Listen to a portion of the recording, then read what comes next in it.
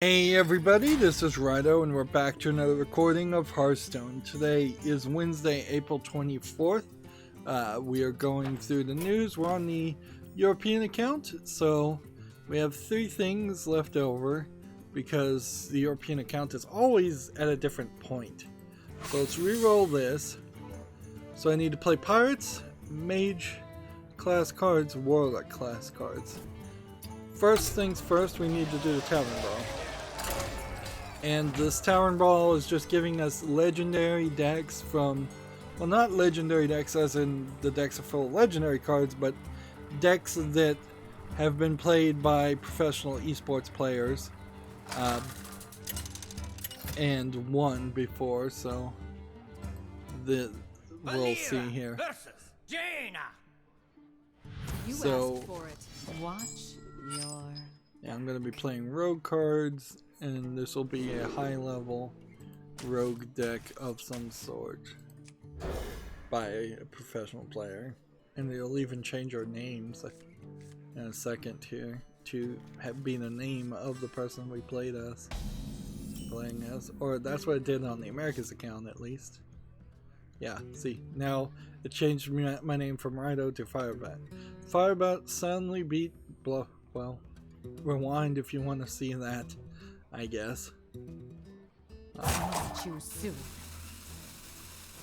see, this seems like this is a combo deck, and so I don't want to do anything right now, particularly playing against a mage. Oskaka played the Freeze Mage against Hot Forum's Tempo Mage. So it's not the same battles that were actually occurred, though. This is just some random winning deck versus a random winning deck.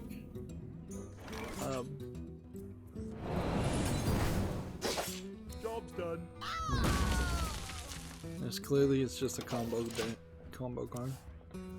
Let's start going through the news. GameIndustry.biz. James Olin joins Wizards of the Coast. Former BioWare creative director returns to gaming to create a new IP for Dungeons and Dragons, Magic the Gathering owner.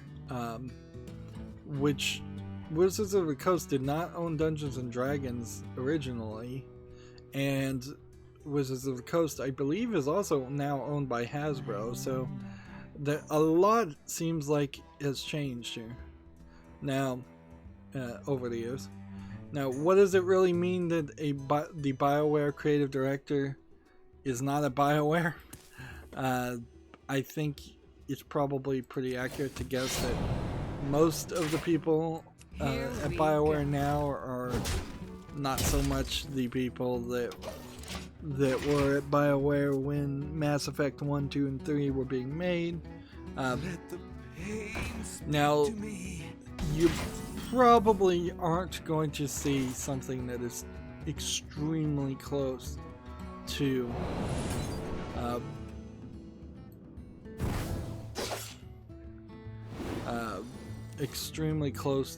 the experience that I probably shouldn't be doing this right now. Here we go. That Mass Effect was. Like, I don't think we're gonna see Magic the Gathering meets Mass Effect, but I wouldn't be surprised if you did see something sci-fi. When you think about Magic the Gathering and Dungeons and Dragons, both of those series are more into the Tolkien-esque fantasy world than anything else, I would say. So I wouldn't really be surprised if there is a sci-fi spin on this. Something that tries to stay clear of both Mass Effect and Warhammer 40k and well, anything else. If James Olin is going to create a new IP that is exactly like Dungeons and Dragons or Magic the Gathering, that would be ridiculous. And it's the only thing I could ever think about when I try to think about, well, what hasn't been done a lot, if you're not going token-esque fantasy, and if you're not going real world, and if you're not going sci-fi, I guess they could go sci-fi here in just a real world time frame instead of anything else. Oops, I should have played some more there. You could do something that's more cyberpunk, certainly. A cyberpunk style Magic the Gathering game. Or I could be totally off base, and it could be a case of there actually just being some differences in what the game itself is going to be. Here we go. Since Dungeons and Dragons is a tabletop game and Magic the Gathering is a collectible card game, there might be something, just a standard board game concept or something like that that would make sense. Job's done. Or we may just see that James Olin actually doesn't end up doing anything.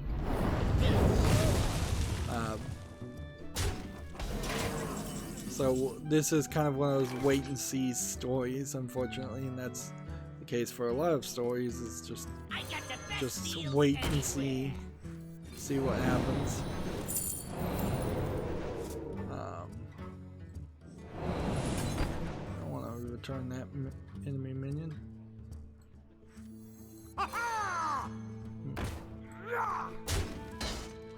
Let's see. And when I conceal again.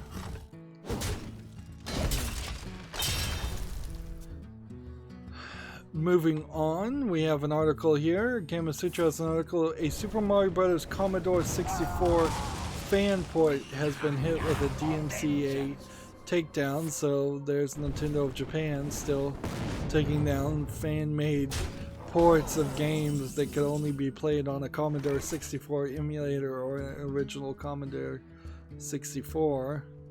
I'm sure it's super easy to find these ROMs, considering they're probably less than a few megabytes. But also it's kind of questionable. Like, this is more of a educational thing, I would say, than anything else. It's a instance of, oh, it can be done, not an instance of, oh, it makes sense to be done, because it really doesn't make any sense at all. There's no logical explanation there. Nobody's gonna really want to buy or pay for a Commodore 64 version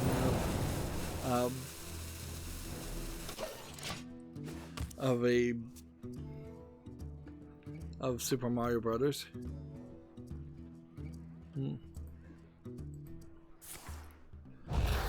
I guess this is just a slight update from Gematsu. We now have a launch date for the Switch version of Panty Party, the silly beat-em-up game where you play as a pair of panties fighting other panties.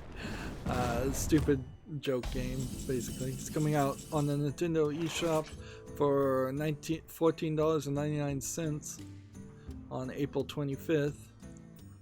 This is on PC, and it's not as lewd as you might think, as far as I understand it. It's kind of more, yeah, you either get the joke or you don't, and if you don't, that's a shame, but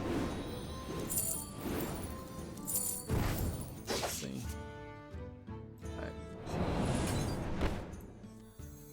Do I have enough to get rid of? My hand is too full. Ha, this guy's toast. Okay. I need to play this I'm Play almost this. out of car. I'm out of cards. Play this. Brotherhood shall pay. I'm gonna kill myself here.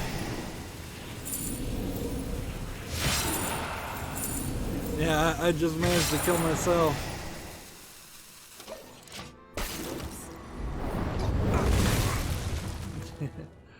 Yep, that sucked. But I think I am supposed to be playing combo cards, so You require that's my nice. Next story we have, Gamma Sutra has an article, Keywords nabs the Japanese HTML5 developer WizCorp for 1.1 million. HTML5 games and programs were thought to be the next big thing. We've really not seen that happen yet. I did play one pirate.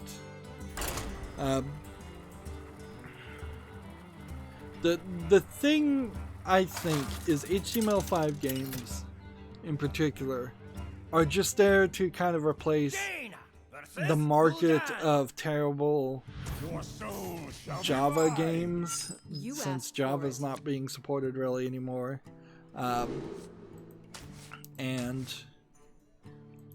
I just don't think that there's really a need for a lot of them to exist. I've yet to see even a mobile game that looked good and was made in something like Unity, or looked like it was something made in Unity, actually be an HTML5 game.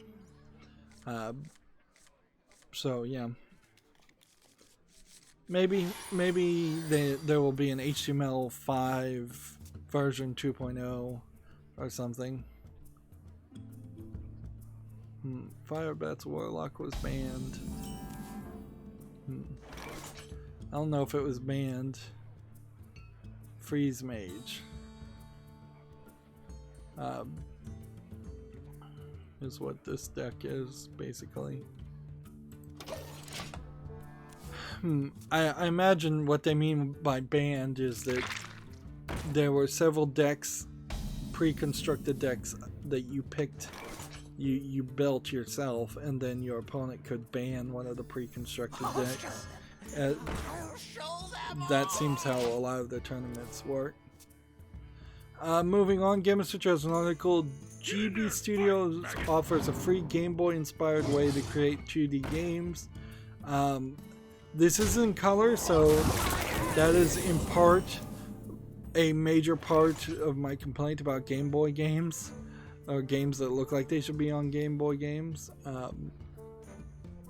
That being said, I don't want to see tiny, less than NES resolution graphics in games. You can have the ideas and concepts and the general idea of Game Boy games, and I'd be fine with that. Like, I think Minute is a kind of a good example of that, without limiting yourself to low resolution screens. And this is basically GB Studios, basically like RPG Maker, and I think this is probably, if it gets to be very popular, going to be the beginning of a whole bunch of RPG Maker style games that are just going to flood the Steam store and not be that interesting. We've already seen a pretty large amount of Game Boy inspired games. Let's see. I'll show them. I'll show them all. What do we need to do is kill that to start with, I suppose. Gamatsu has an article here. To all of mankind, the DLC character Tsukaya Shuka, the 6-girl joins the post-apocalyptic survival game. This is the game where it was originally sold as 5 girls surviving in a post-apocalyptic Japan. Basically a visual novel though, but a little bit more than that. More of a story thing. The game itself is not even out yet. It's not out until June 27th in Japan, and I'm not even sure that it actually is coming to the West. But it is a little surprising that they'd add another character for this game, because that's kind of defeats the idea of it being a post-apocalypse where nobody had survived.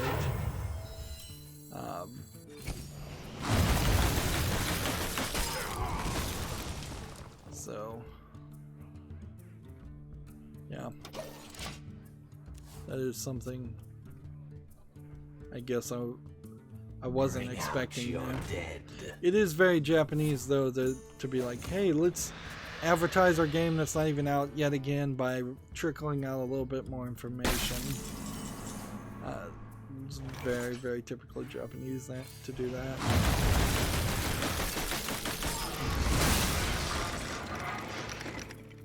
Okay. Could kill this guy.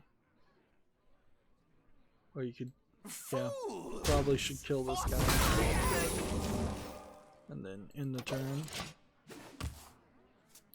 Gamatsu has an article here. Ys 9 Monstrum Nox launches September 26th in Japan. I believe this was... Oh, I thought it was a cell phone game, but it's a PS4 game.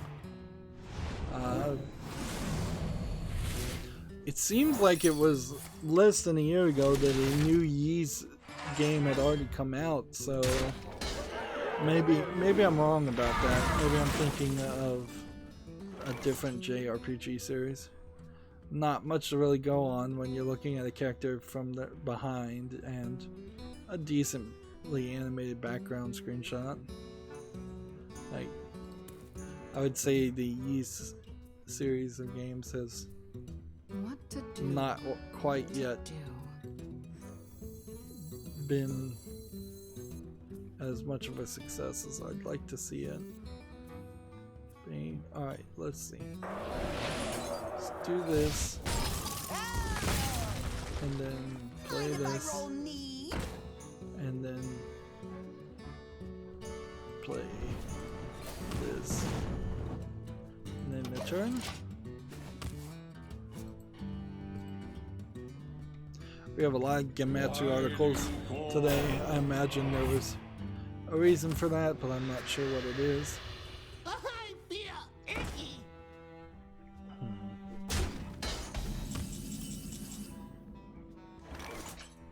Okay, freeze.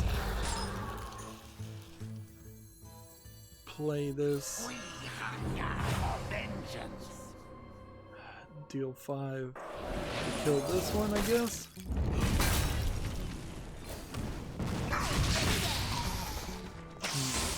Done.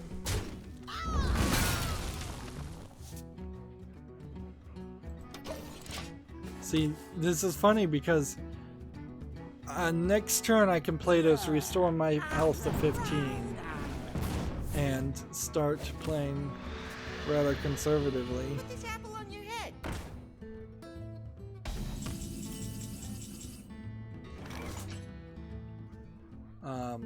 But I don't even think I need to. Just do this instead. Play this instead. Attack here. And do that. So we have another article from Gamatsu. Shin Haruyagami 1 and 2 pack announced for Switch. Out July 18th. I assume this is not in any relation to Shin Megami Tensei, because Shin, I think, just means demon. Unfortunately, it doesn't seem like there's much details about what these games are, other than they first launched for the PS3 and Vita in 2014. At least the first game did. So it's a repackaging coming to the Switch of a lot of Vita and a lot of The end is coming. let's see. Running the program.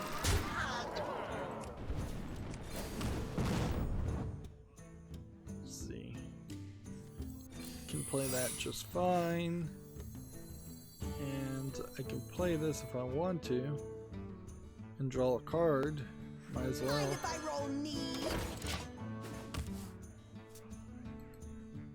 would like to win on this game, and it seems like I'm pretty well suited to do that.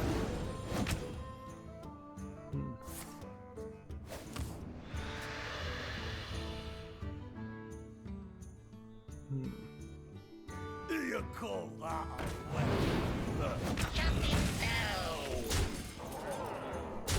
I knew it!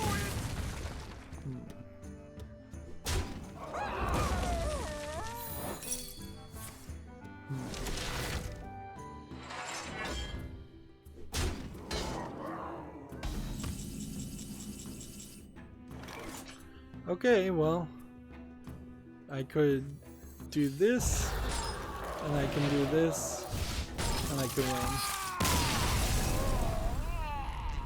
So glad to get that tavern ball done.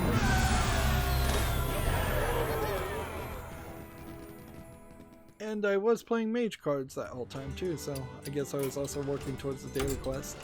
I'd forgotten about that. I don't believe I have a complete collection of classic cards on the European account, but I suspect heavily, unless I get a legendary or an epic, I am probably not going to have any new cards of any interest. Let's see, so that's 10 cards. I don't know what happened there, that I opened packs and didn't clean up the look. Then let's just mark all of these as viewed while we're here. A lot of just busy work that you really shouldn't have to do. Why can't I have a button say mark all new as read, as seen, just like an email?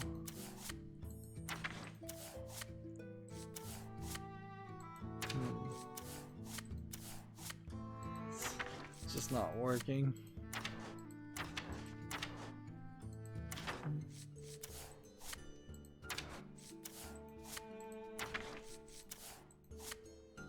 Alright, done. We seem to have a decent amount of dust in every account, which is nice. Warlock and mage cards, and I think in this instance we're at rank 17, which is higher than rank 20, so we'll try custom warlock and hope we win, I guess.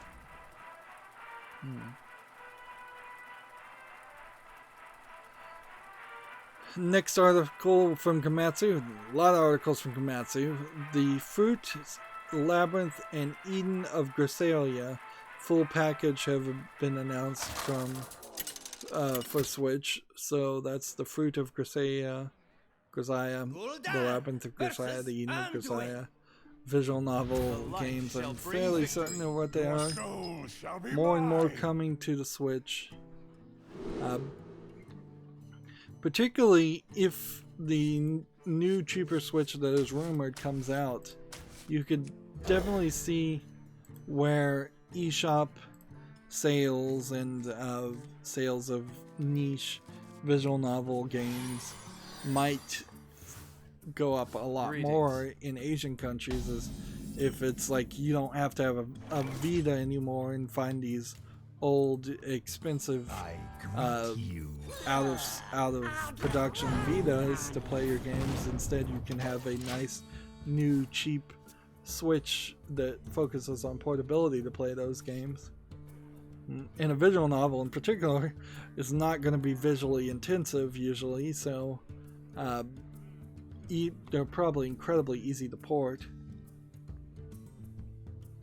I'm not sure if I really want to cover this, but Famitsu Review Scores, issue 1586 from Gematsu. Scores for Dirt Rally 2, Earth Defense Force, Iron Rain. They gave it a 29 out of 40. Yeah, I heard it wasn't that good. Rain's Game of Thrones, 28 out of 40, so that was even less received than Earth Defense Force. Let's see. Yeah, all of these games are about in the same place. The bowling game was the lowest rated review. So no major games came out this week, it seems. And that probably is a bit of a factor there.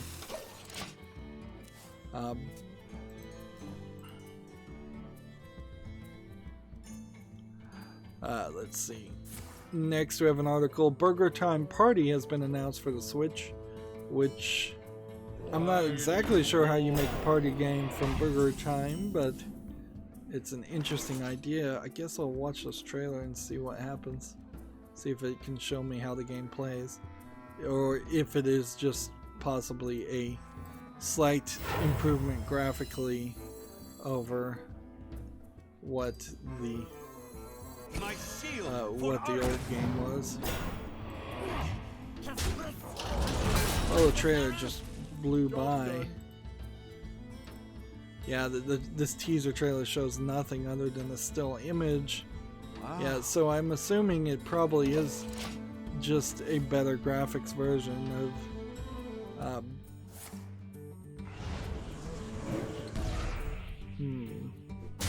yeah, that's quite the tease. Not that, let's just be fair here, I don't think Burger Time as a series is super popular.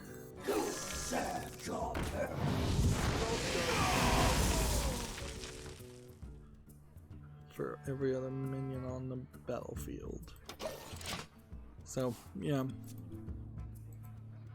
Yeah, I played Burger Time when it was originally out, maybe once or twice, and I was like, alright, this is an interesting enough game, but like so many other old games, there's a certain level of boringness that happens in those games.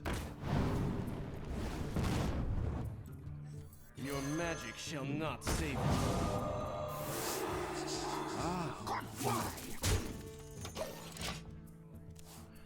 Moving on, we have a game on here, Toho Project Strategy RPG, Haifu Bokenyu is coming to the Switch. I haven't heard of this game. Seems like it's a beat 'em up game. It launched on the PC. Okay, so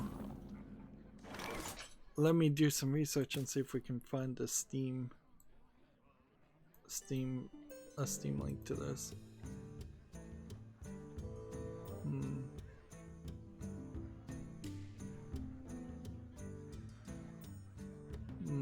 I wonder. No, I don't see a Steam link for this game, so maybe it came on PC. It says it's a strategy RPG game. I wonder. Let's see.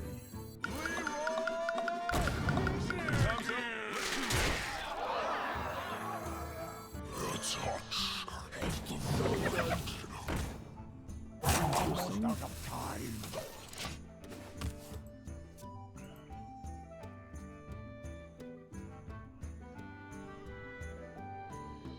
Let's see.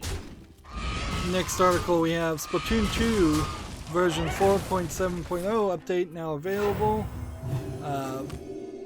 Seems to be just some changes to the multiplayer and balancing.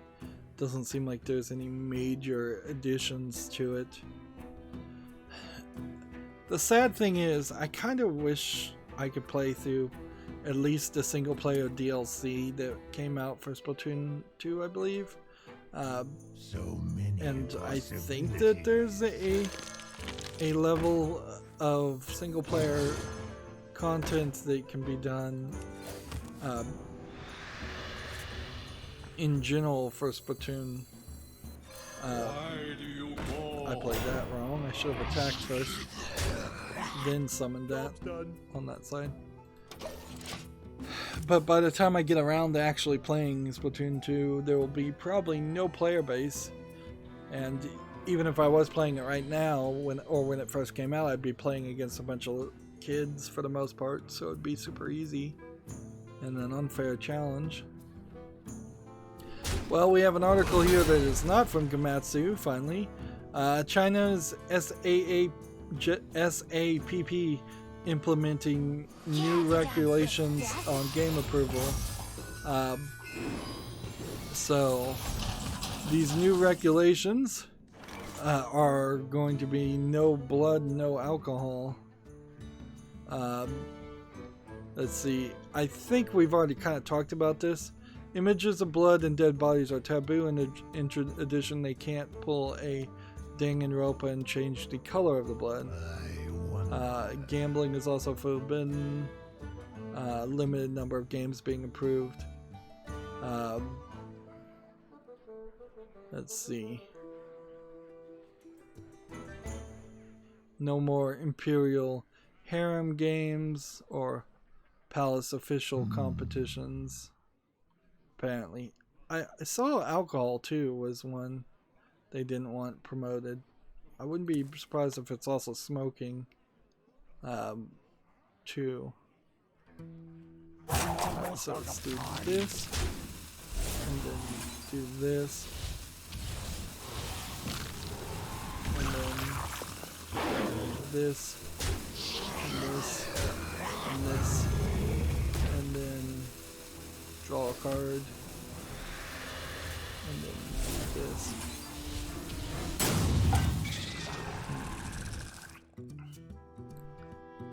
So yeah, we kind of had already talked about that, but slightly different emphasis on that article.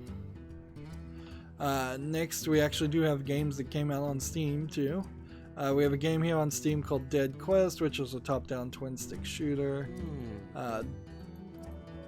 Seems somewhat polished, but certainly still not polished enough to change my mind on top-down twin-stick shooters.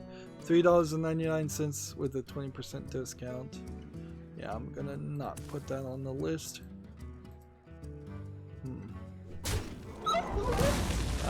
Next we have a game on Steam called Skyward, which looks like a MS Paint graphics Flappy Bird clone. We're seeing an increase in Flappy Bird clone games.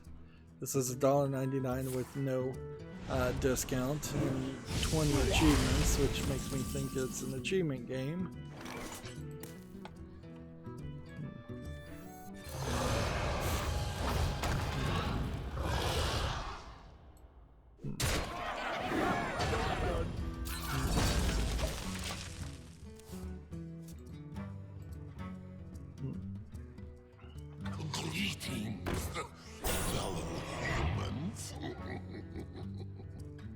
So, if I could draw a card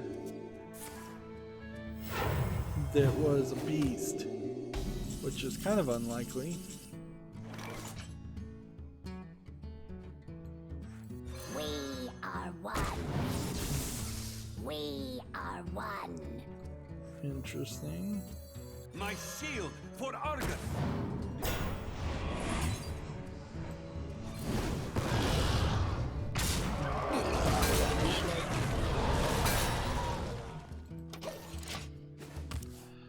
Next we have a GameIndustry.biz article here. Nepal Supreme Court suspends ban on PUBG. The government ordered to show a cause for its prohibition on the popular survival shooter. So, I guess at the moment, at least, there is some rational thinking going on in Nepal as far as trying to ban PUBG. That being said, it seems like there is quite a lot of Middle Eastern and Asian countries that are getting on the bandwagon of banning games. And I expect to see this trend increase, not decrease, quite frankly. With unity! With unity! With unity! So yeah, that's some good news. At the very least, they should have Well played.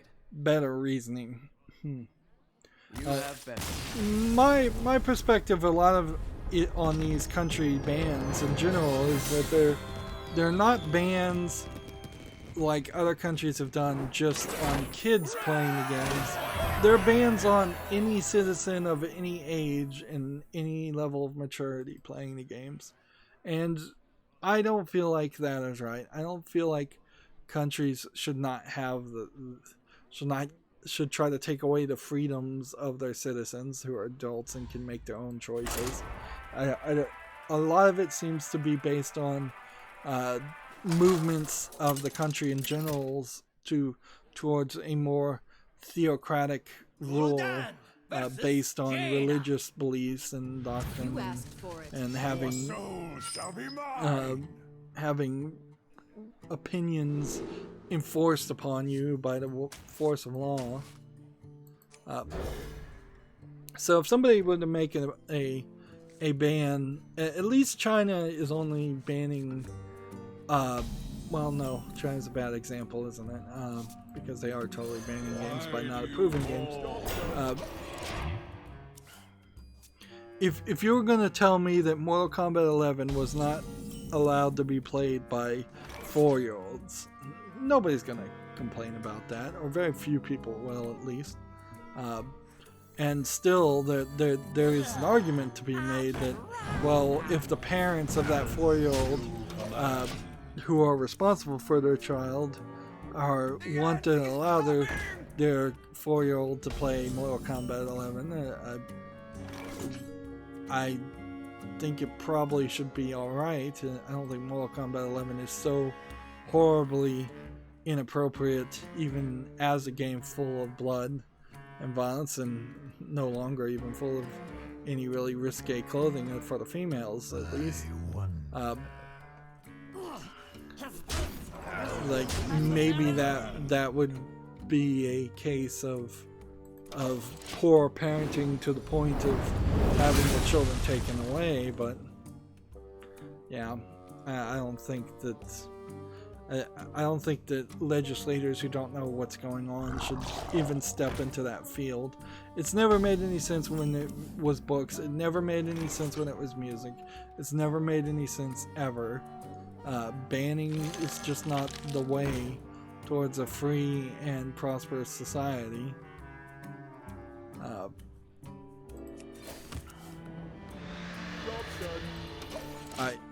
Moving on, we have a game on Steam called Doracone, which looks like a visual novel, but it's animated kind of like a Western animation style, but done really well, and that is a phrase that I do not say very often. So this game is free, and it's English only. This was funded by a Kickstarter. It has 12 CGs and cut-ins and 13 endings and 3 girls to befriend a romance, which is kind of a small number of romantic interests, approximately 31,000 words. It's a free visual novel and it does not look bad. I'm going to put this on the follow list just because it's free.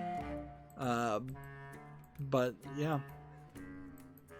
This might be good, this might be bad, this might be one of these games, since it's 3 girls, either you're playing as a male character or a nondescript character, or this is a girl on girl romances, and so yeah, there's some things that might happen for this game.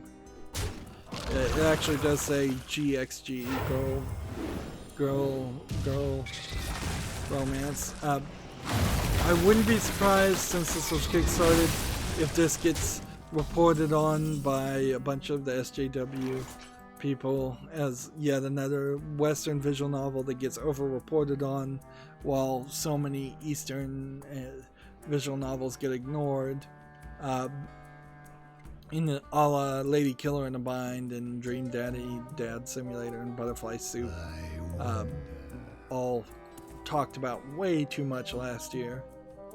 Of course, Laura Kate Dale of Kotaku Europe, I believe, would be like one of the #1 persons to talk about a game like this, and she's in the middle of being exposed for not being very popular and being accused of making up stories quite a bit. I didn't cover the story too much, but she wrote an article and spun it out very quickly, saying she heard the R word, which apparently you can't say anymore, although I may say it here in a second, inside of the music of a Persona game, the most recent Persona game, I believe, and she's basically intentionally and maliciously mistranslating what is English, just a Japanese singer singing in English, but not really knowing how to pronounce or say those words, or not even really knowing what they are saying, but they certainly were not using the R word, and so she put up this article, and Kotaku Europe, or Kotaku in general, left it up for all the clickbait, and they contacted Nintendo after the fact to get their response. Did not wait for Nintendo's response to confirm or deny the thing, because this really was just a hate bait article. And then another journalist, another female journalist, transgender female journalist, because so is Laura Kate Dale. Not that really means anything to most people, but it does seem to give some level of protection to Laura Kate Dale, who really is a terrible journalist and should not be in the industry. She's a friend of Jim Sterling, who is yet another terrible journalist who barely is in the industry. Served your purpose.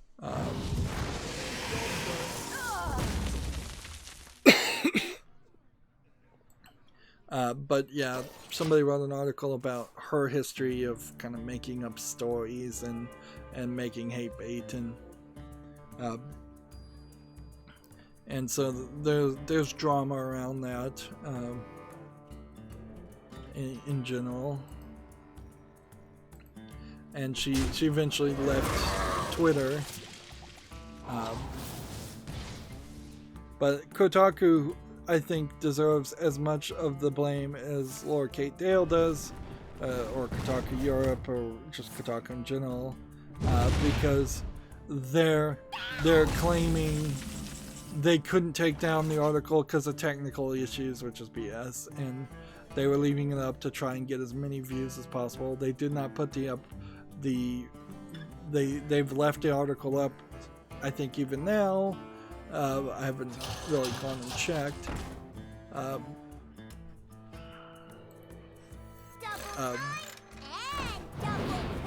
yeah, they knew what they're doing, and the correction is at a bottom of the article when it should clearly be at the top, when particularly in an instance of it being blatantly 100% inaccurate and untrue what's being said.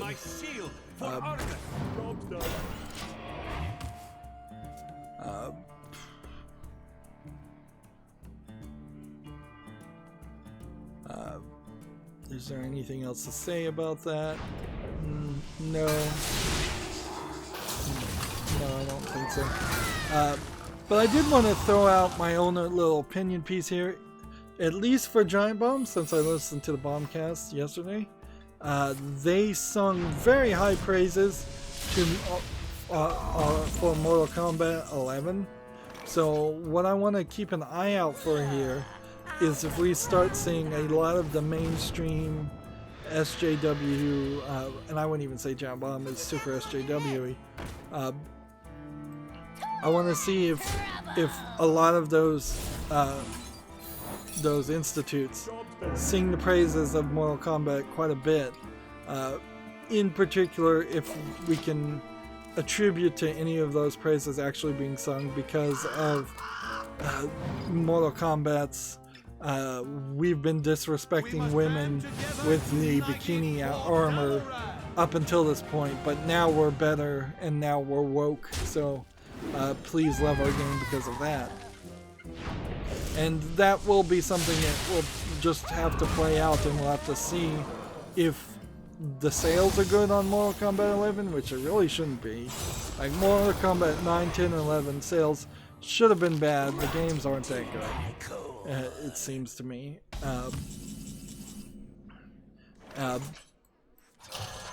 And we'll have to keep an eye out to see if the critic review, the critic's review versus the common person's review are different. One thing looking at Mortal Kombat 11 that surprised me is just the smaller number of fighters than I would have thought. And it seems like they're gonna maybe add more fighters through DLC or something just to try and monetize it more. Most people on Reddit and complaining about Mortal Kombat right now are complaining about the microtransactions or the monetization in general. But yeah, I was really surprised to see such a small collection of fighters, considering how many fighters there have been in the past. You would think that they would all come back and keep on, that every Mortal Kombat there would have been more and more characters, and it really isn't the case. Moving on, we have a game on Steam here called Universe 24, which seems to be a player versus player 3D platforming game. Looks a little asset flippy. $7.19. Says single player only, so local high score style madness action based 3D platforming game where you're playing as rats, which frankly I would prefer not to play as rats if given the choice. Yeah, this doesn't look interesting to me. Sorry, it just looks too much like an asset flip.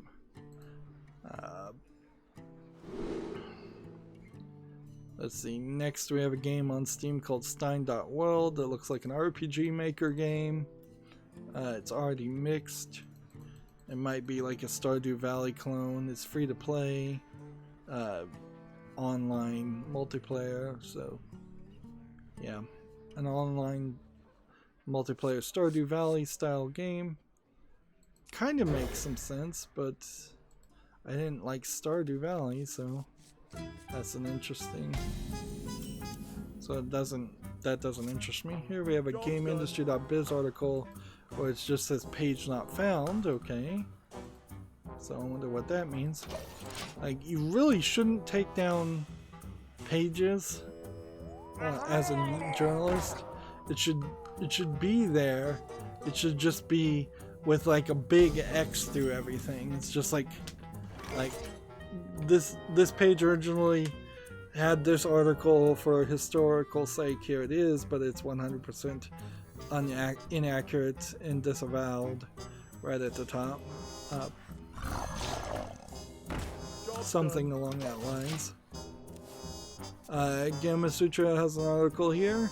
World War Z has surpassed 1 million sales in its first week. I'm a little surprised by that. It launched April 16th for the PS4, Xbox One, and PC, and skipped Steam in favor of the Epic Games Store. Maybe that's why I haven't heard of it. I don't believe World War Z has anything to do with the movie and is somewhat based on the books.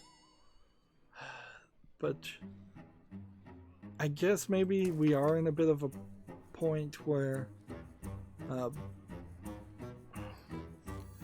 yeah, we might be in a bit of a point where I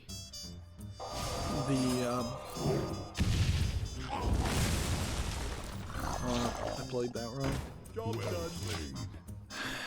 Where there's not a lot of new games coming out, so I could see why people might say, hey, let's play the zombie game, even though it is just another zombie game. Particularly if it's a multiplayer zombie game and you don't want to play Apex Legends or anything like that.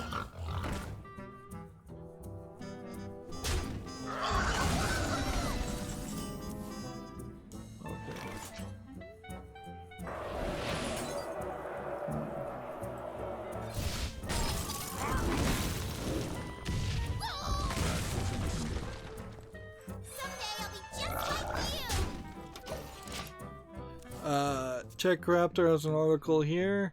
Minecraft Village and Pillage update now live with bamboo, foxes, crossbows, and more. It seems like this is the update where villagers are going to be a lot more important. They're going to be a lot different looking and a lot different playing villagers, and there will be raids that happen on villagers and all kinds of changes, which really at this point has, like, the version 1.14 probably at this point I wouldn't be upset if they had said this was actually version 2.0 of Minecraft.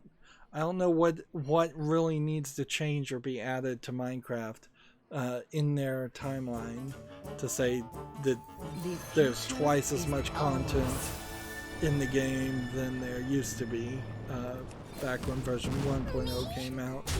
But from my perspective, it feels like there is definitely more than twice as much content in that game.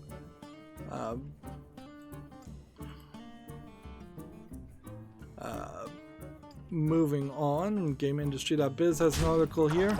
Epic devs speak out on Fortnite crunch.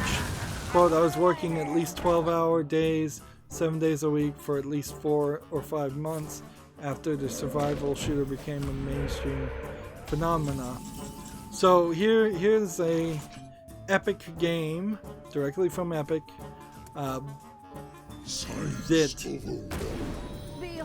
that you would think the Epic Store in itself would cause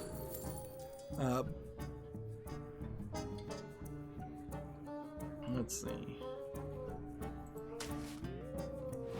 like you would think an Epic game would not require that much crunch, and yet there's a ton of crunch happening here.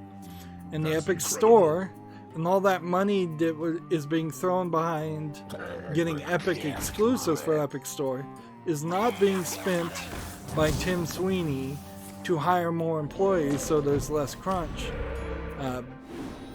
So this is a clear example of an employee still getting screwed instead of the success of a company feeding back and supporting and being rewarded on the hard work of the employees.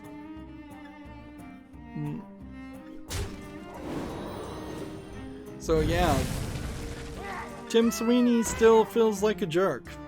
He really does. And don't get me wrong, I assume almost every person in charge of a big video game company is a jerk. Almost every CEO is a jerk, I'm sure. But Tim Sweeney seems like he's, in particular, a extra helping of jerkiness, as it is. It seems like he's actively not only trying to irritate the video game consumers, but he's overworking his own employees. and he just doesn't feel like a benevolent. Well, I guess Gabe Newell would be the closest thing to a benevolent boss, because Gabe Newell lets people stay employed for probably way too long when they should have been unemployed at a certain point.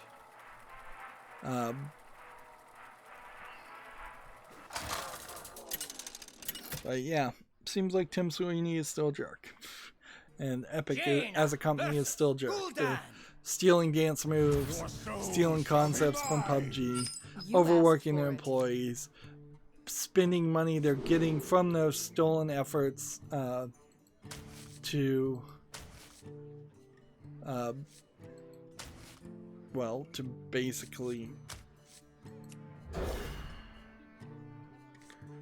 basically just make more money. It's a problem of capitalism, I guess, in general. I wanted to point this out. YouTube creators on April 23rd said 1 million people are now subscribed to the YouTube channel, YouTube creators channel. That's an incredibly small number of subscribers for as long as they've been going, and I think the last time they hit a metric, they celebrated that metric too, and it was ridiculous in that case also. But yeah, just no duh. 1 million people follow the YouTube creators channel just so they stay informed because they're YouTube creators, not because they like your content. And almost all your videos get either more downvotes or an equal number in general of both.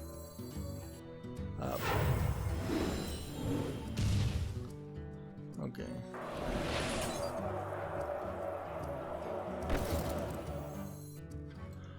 Freeze a minion, I guess. We'll do that.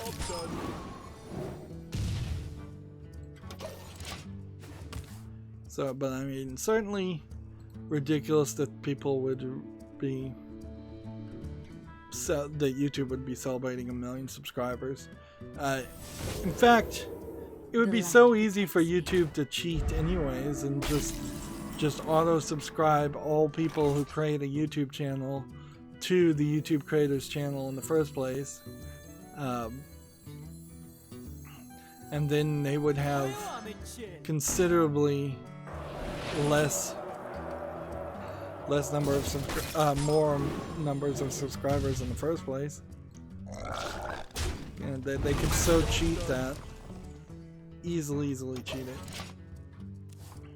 So here we have Mortal Kombat 11 on Steam, and you can see it's mixed right now. So the people who actually bought the game through Steam are having a mixed experience.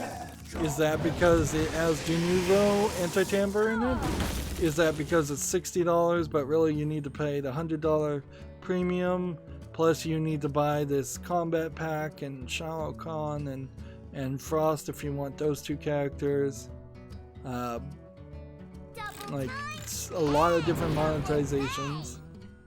Mortal Kombat as a series,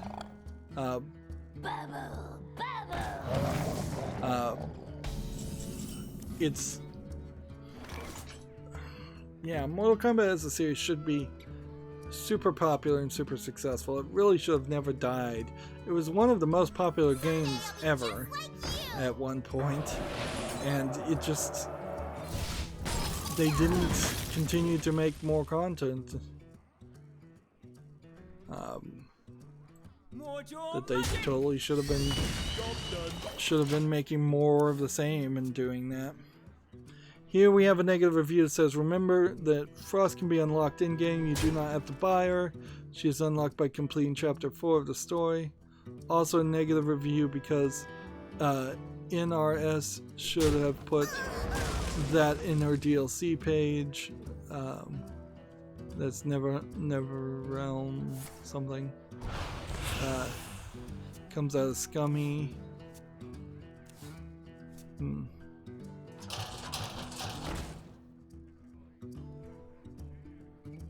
See, negative reviews. Remove your cancerous microtransactions, do not buy. Game is built more like a grindy cash grab than an actual fighting game. The game is unacceptable. My microtransactions are really bad. The game will not load most of the time. It's not bad. Buy it on the console though. So other problems certainly are here. I wonder. Interesting. Like, and none of those negative reviews that I was skimming over even care about the costume issue, which is kind of more just a argument against fake SJW-ness. But the microtransactions and the greed are, I guess, a more important thing to focus on.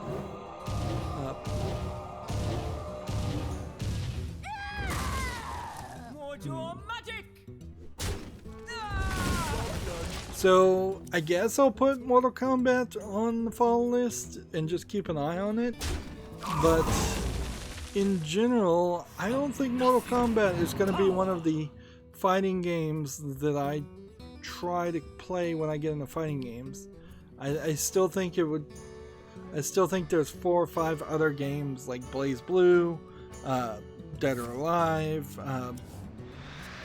Street Fighter, and a lot of those games have problems too. It really is starting to feel like, with maybe the exception of Blaze Blue, all of the AAA tier 3D hyper realistic fighting games just spend so much time making their games look that way that then they have to become greedy in other fashions, because greediness in fighting games seems to be a consistent problem that I'm seeing. Let's see, do this. And then do this. Just like you. Do this, I guess.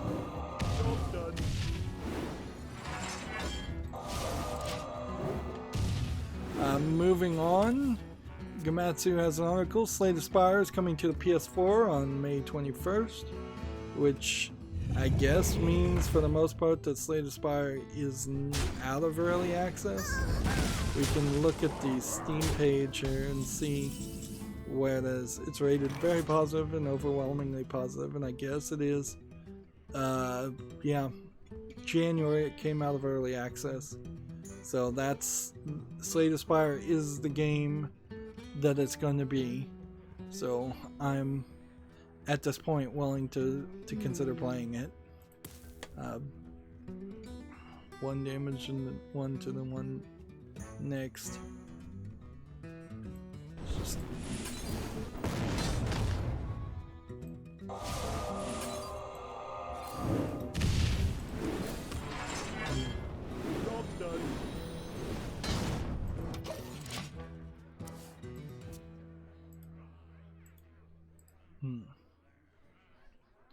Next, we have a game on Steam called Wequer, W-E-Q-U-E-R. I don't know how you would pronounce that other than We Queer.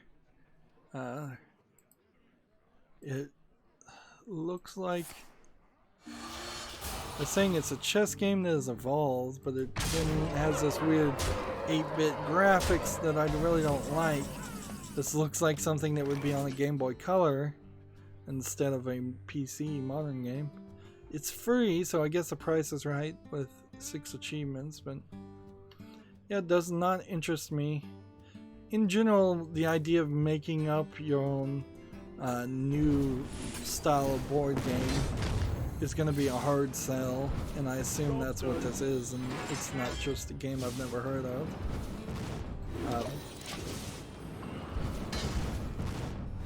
So this is an example of an announcement, but Gamatsu has an article. Limited Run Games E3 2019 press conference is set for June 10th. Also, it seems like Square Enix will be taking the time slot of Sony at E3, if that matters. The entire remaining PS Vita slate will be announced.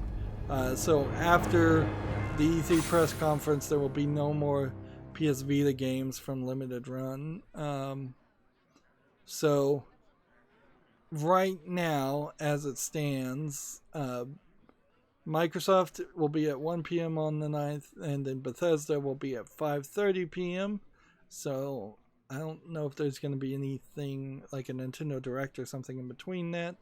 And then the PC Gaming Show will be at 10 a.m. the next day. And then Limited Run Games is at noon the next day, Pacific time. This is all Pacific time I'm looking at.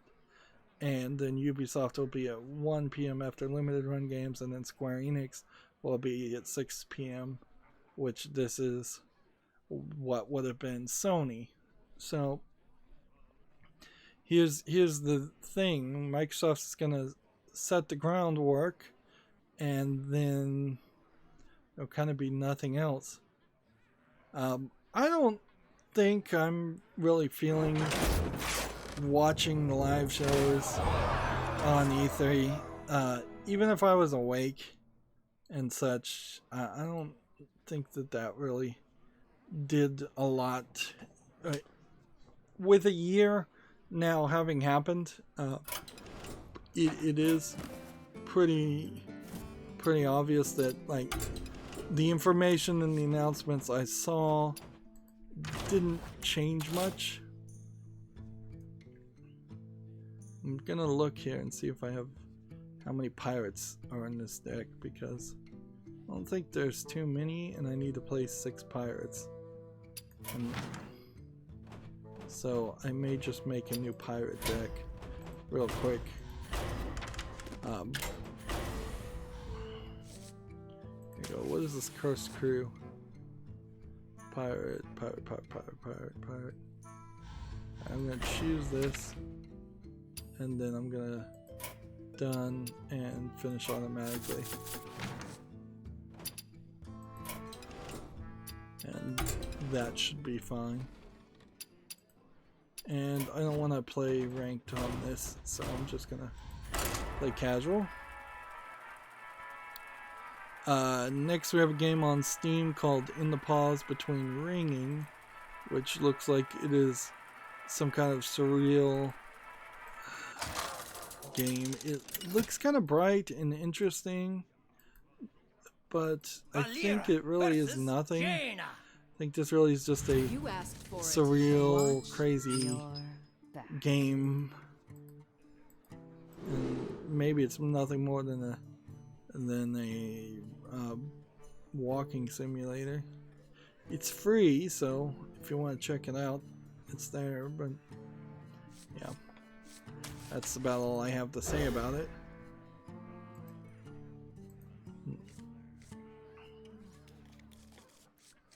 Yeah, we just talked about Square Enix airing at 6 p.m. Eastern Time on June 10th, their E3 presentation. Yeah, I am really thinking that E3 probably, if I'm awake and it's happening, maybe I'll just in silence make that be a little bit of a vacation for me, where I'll watch it and not stream it. Then I don't have to talk or feel the need to talk, and then there'll be just a follow-up Hearthstone stream as the Monday, Wednesday, Friday streams happen, and I'll just mention what I saw at that point. And E3 is probably a good point as a streamer to try and take a vacation.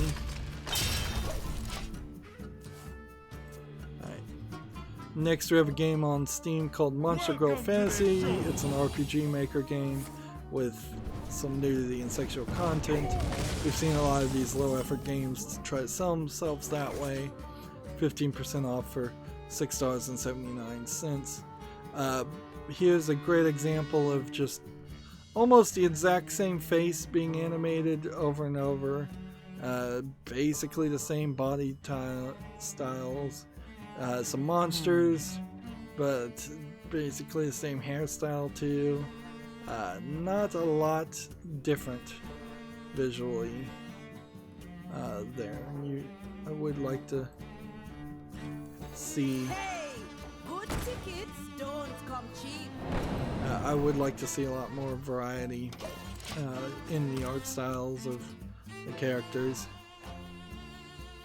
Although arguably a lot of the Japanese anime games do have the same art style basically for all their characters too.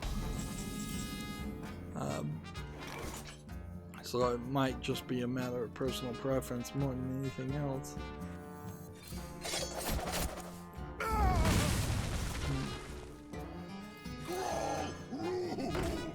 In the turn.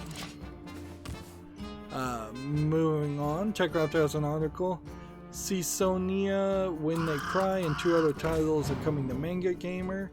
It seems like Manga Gamer, I may have already talked about this story actually, seems to be moving into the PC direct sales market a lot more. I, even a month ago, did not hear announcements from Manga Gamer and direct sales coming from Manga Gamer. This probably is the level of competition that will scare or actually compete with Steam compared to the Epic Store, which kind of doesn't compete. Because if there are going to be direct sellers of visual novels that sell their uncensored versions directly and cut Steam out, then that will force Steam to say, okay, well, we're going to not censor anything or force any censorship. Whereas there's nothing that the Epic Store is doing that Steam is not doing better by far.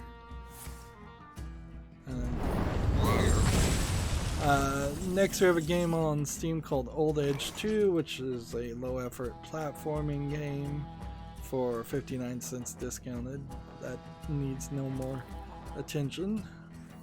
Desperate seas I roam.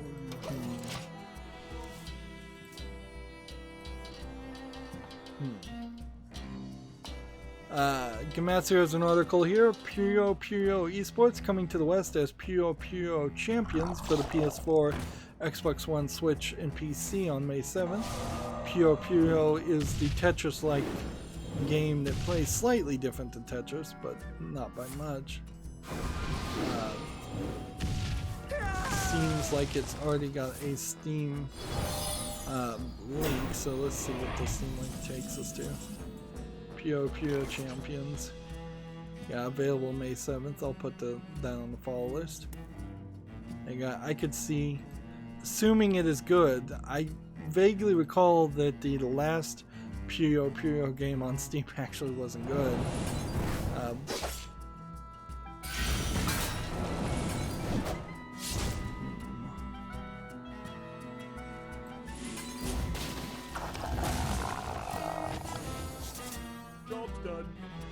There we go.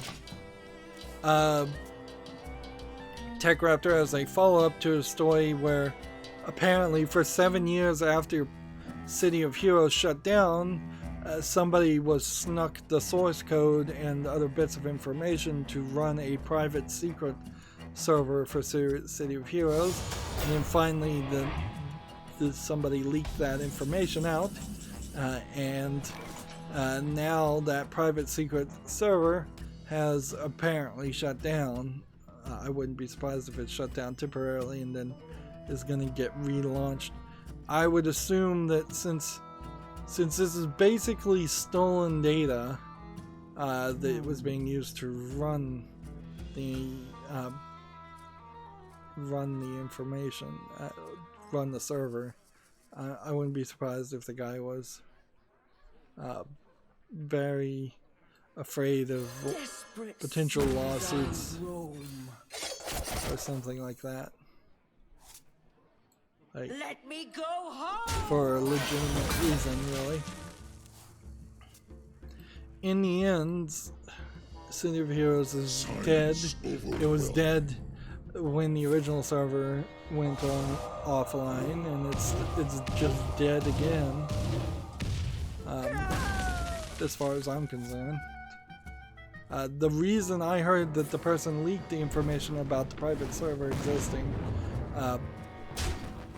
was because they were tired of playing with such a small player base.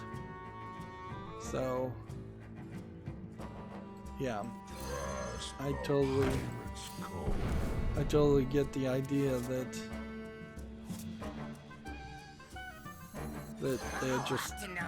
they were just bored after 7 years of playing the same game. Job's done.